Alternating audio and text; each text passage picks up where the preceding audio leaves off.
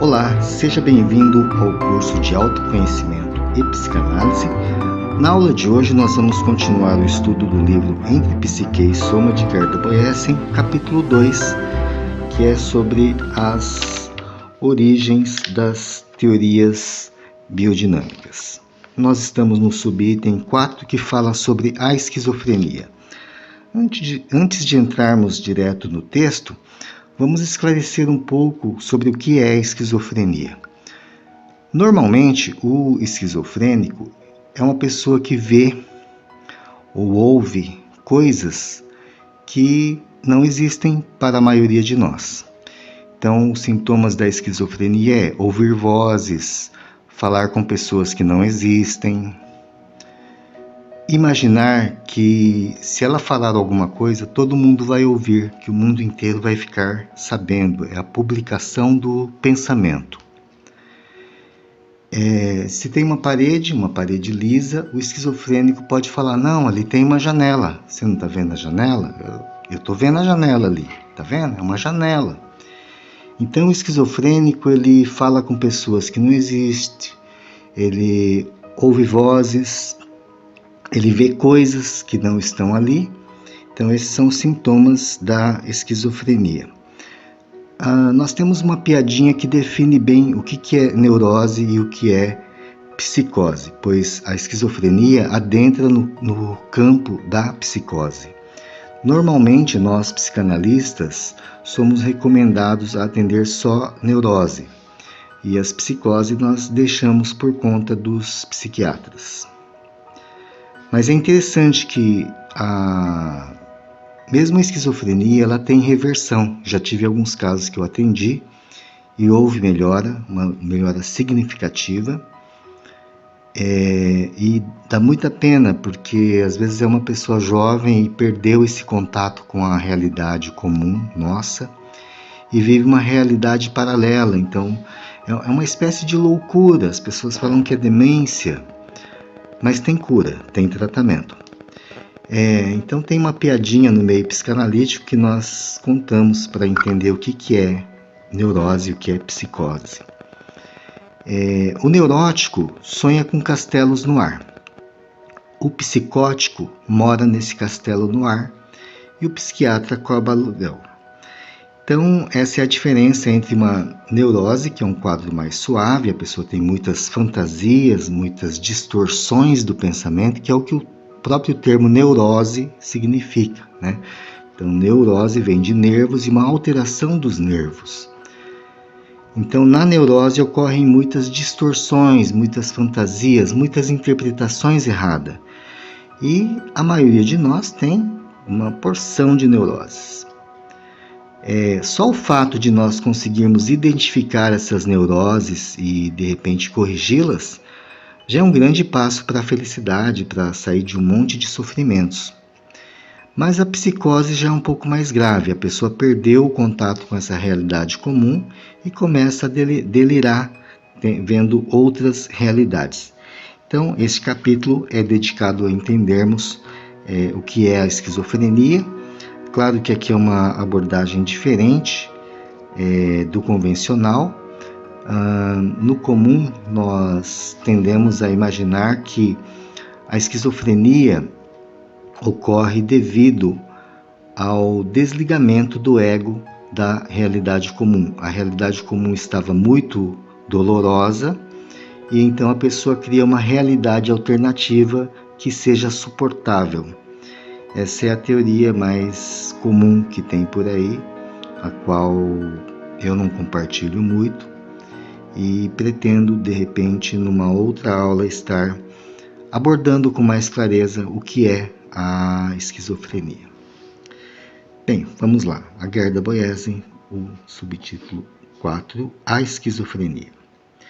Eu me interessava mais pela esquizofrenia, com a seguinte teoria: o catatônico era o tipo de doente mais sadio, pois ele havia conservado, por assim dizer, seu espírito mais claro. Mas ele era especialmente teimoso. A clivagem presente no esquizofrênico era uma clivagem entre a personalidade primária e a personalidade secundária. A gênese da esquizofrenia devia ser buscada no afundamento das defesas e na subida à tona das tensões e dos conflitos recalcados. Por este fato, sua personalidade se transformava. Compreendi que o processo esquizofrênico era uma pressão dinâmica profunda contra as camadas superficiais da couraça tissular, dos tecidos, e da couraça muscular. E esta dinâmica não podia passar de través. Não podia se exprimir nem se descarregar. Contudo, o processo dinâmico não deixava de operar, pois era um processo curativo, um movimento em direção à cura, que de súbito se encontrava bloqueado e estagnava. O problema era o seguinte: as camadas superiores da couraça tissular e da couraça muscular não haviam sido liberadas, desbloqueadas, dissolvidas. E havia começado uma dinâmica profunda, liberando os materiais emocionais recalcados, impossíveis de integrarem-se ao eu, e cuja energia vinha bater contra as camadas encouraçadas da superfície. No fundo, pode-se dizer que a energia fundamental era colocada em movimento, mas que as camadas mais recentes de materiais recalcados não se deixavam atravessar por ela.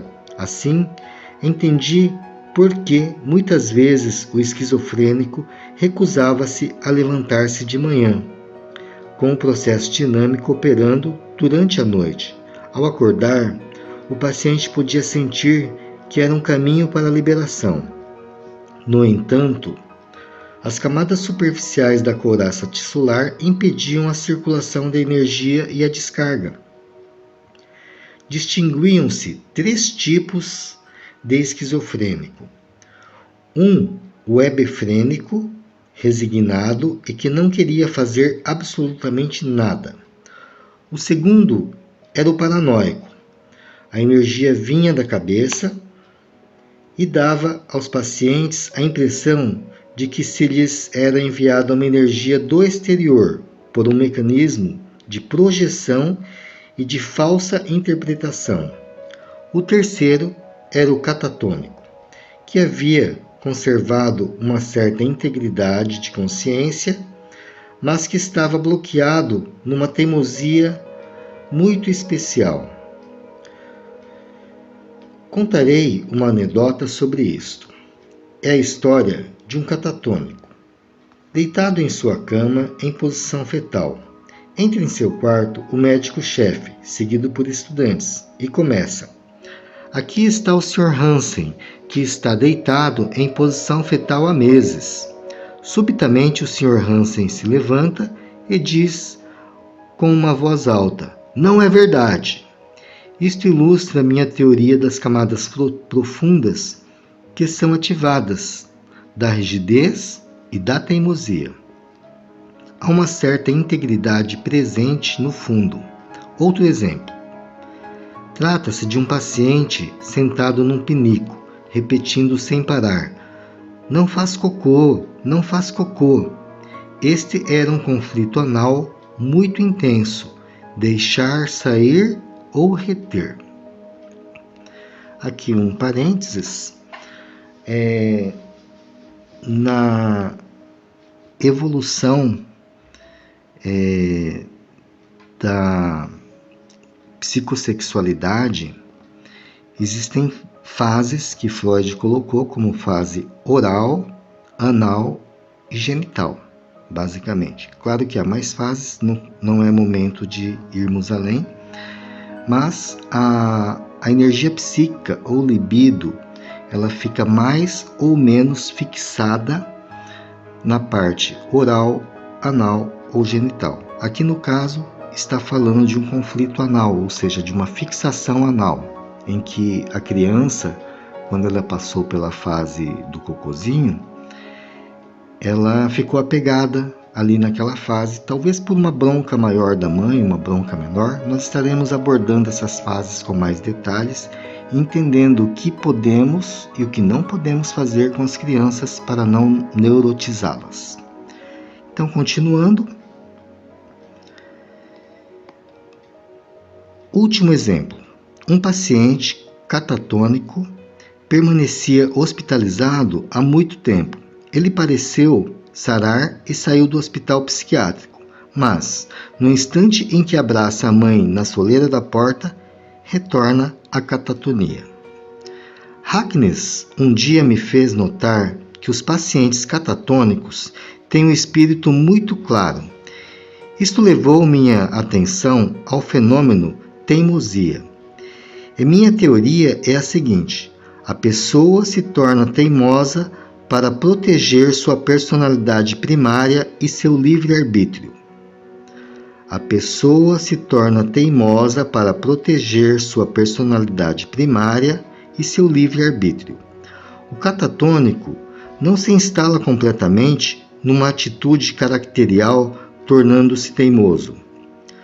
Os doentes hebefrênicos se resignam e abandonam sua personalidade primária por uma personalidade secundária. Abandonaram toda a luta pela conservação de sua personalidade primária. E a personalidade primária é aquela que tem a bioenergia. Estes pacientes hebefrênicos estão bloqueados, mas a nível mental. Eu me interessava mais particularmente pelos pacientes cujo conflito energético estava na cabeça. Eu mesma estava afetada por um caráter oral e havia explorado intensamente este aspecto. Desta forma, podia perceber o sentido da maior parte dos sintomas esquizofrênicos, sem que eu própria fosse esquizofrênica. Por exemplo, de manhã eu podia ressentir a pressão da energia no interior do meu corpo e na região da minha boca. E não tinha vontade de sair da cama, porque sentia que este processo energético era sadio. O movimento da energia operava para me liberar das repressões, dos recalcamentos e da neurose. Mas ele não conseguia passar através das camadas bloqueadas. Na época, eu ainda não tinha elaborado a teoria do psicoperistaltismo. Eu sentia uma pressão da bioenergia dentro da cabeça, dirigindo-se para a boca.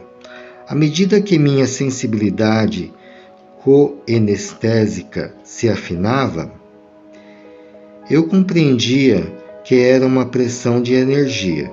Percebi que o esquizofrênico conhecia esta pressão das correntes energéticas descendentes e que isto estava ligado à fixação oral. Tive a oportunidade de poder fazer a experiência desses movimentos de energia em meu próprio corpo. Progressivamente, dei-me conta de que, quando um processo dinâmico se apagava sem a ajuda de um terapeuta, instalava-se a confusão e seguia-se uma verdadeira deterioração orgânica. A estase e uma má circulação da energia aconteciam. Compreendi por que a maioria dos esquizofrênicos perde seus dentes e por que seus órgãos se deterioram.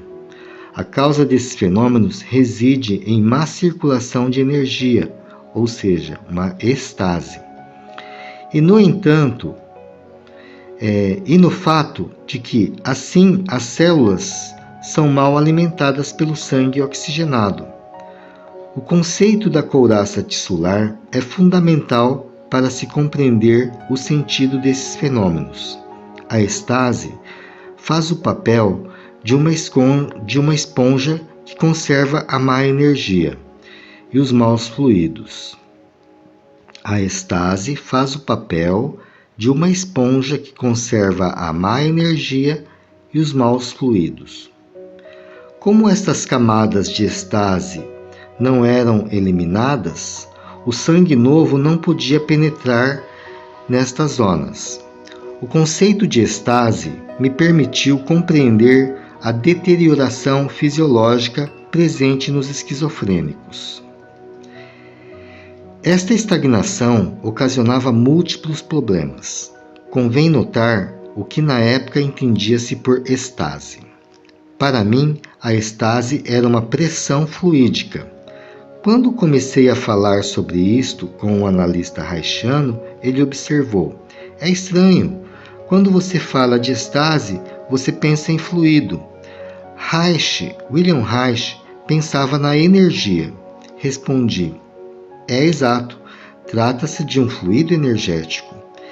Eu havia descoberto a estase pela observação do comportamento do fluido no interior do organismo, e foi-me necessário um certo tempo para que eu conseguisse perceber que se tratava do fluido energético. Efetivamente, a potência do fluido vinha de sua carga energética.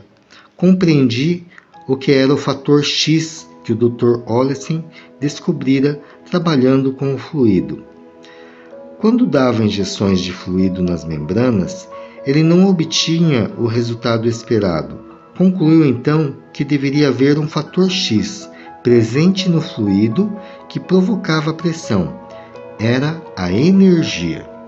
A dor psicossomática resultava da pressão do fluido energético sobre as membranas.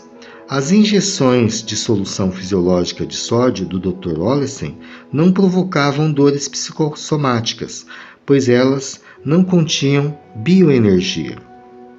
Agora cheguei naquilo que chamamos, na teoria biodinâmica, de princípio plasmafarádico. Uma série de estudos de casos me levaram à seguinte teoria: a energia tem capacidade de provocar a contração. Se o fluido está muito carregado de energia, isto é, se uma estase de energia atraiu uma estase fluídica, sua capacidade de contração é muito grande. A pressão do fluido energético se opera do interior sobre as membranas, e aí se junta uma pressão espástica das membranas para o interior. Manifesta-se então uma dor psicossomática intolerável.